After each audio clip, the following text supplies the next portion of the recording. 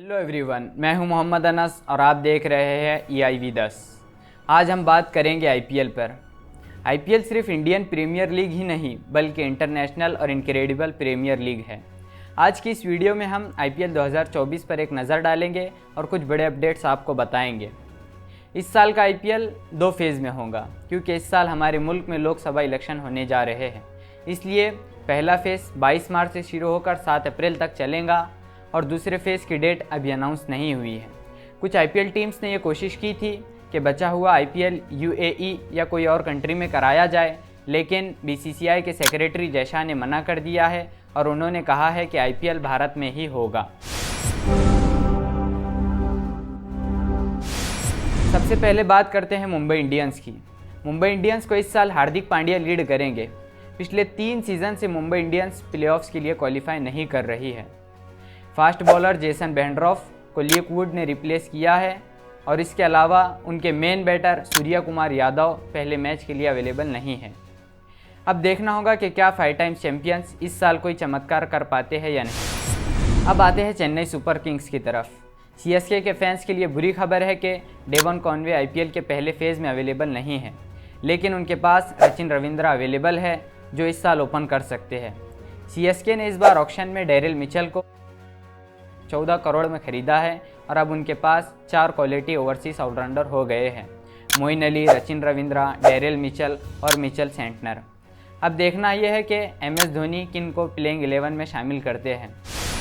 रही बात गुजरात टाइटंस की, जीटी के पास अब हार्दिक पांड्या के ना होने की वजह से टीम को शुभमन गिल लीड करेंगे।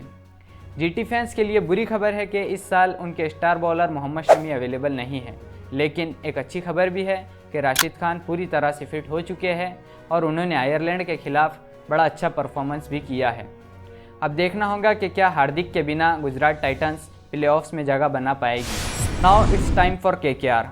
कोलकाता के फैंस के लिए अच्छी बात है कि श्रेयस अय्यर फिट है और वो केकेआर को लीड करने के लिए तैयार है। जेसन रॉय इस बार आईपीएल नहीं खेलेंगे और उनकी जगह फिल सॉल्ट ने ली है। केकेआर ने पिछले दोनों सीज़न में 7वें नंबर पर फिनिश किया था, लेकिन अब उन्होंने काफ़ी चेंजेस किए हैं। अब उनकी टीम में मिचेल स्टार्क आ गए हैं, साथ ही गौतम गंभीर एज अ मेंटर ज्वाइन किए हैं। केकेआर की स्पिन सबसे मजबूत है और अब श्रेयस अय्यर के आने से मिडल ऑर्डर भी मजबूत हो गया है। लेकिन पिछले 2 सीज़न से केकेआर का जो मसला है वो है ओपन कौन करेगा। पिछले 2 सीज़न में केकेआर ने 12 ओपनिंग पेयर्स ट्राई किए हैं। अब देखते हैं इस साल केकेआर के लिए कौन ओपन करेगा और क्या केकेआर इस साल ट्रॉफी जीत पाएंगी। अब बात करते हैं सनराइजर्स हैदराबाद की।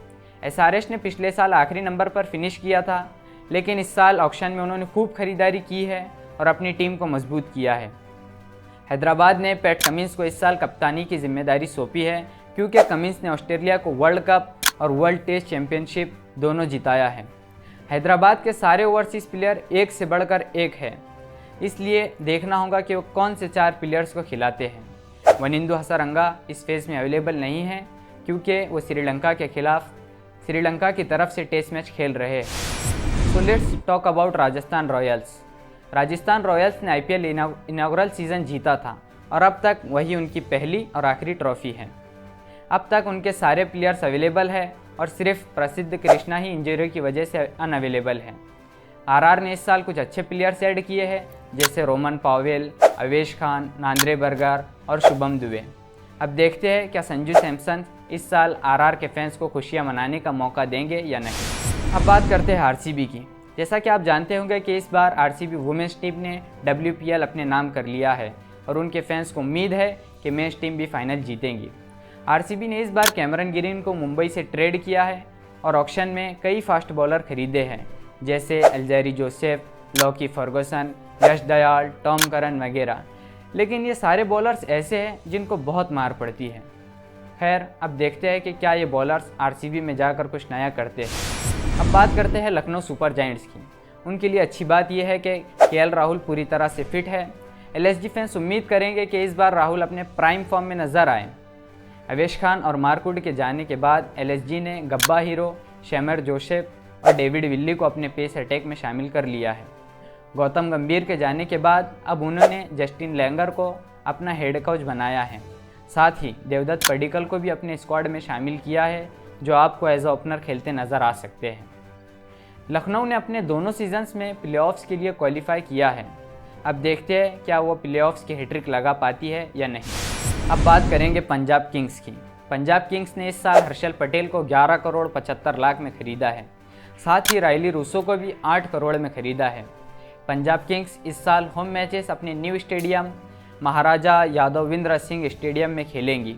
आपको जानकर हैरानी होगी कि पिछले 9 सीज़न से पंजाब किंग्स ने प्लेऑफ्स के लिए क्वालिफाई नहीं किया है। उम्मीद करते हैं कि नया स्टेडियम उनके लिए ट्रॉफी भी लेकर आए।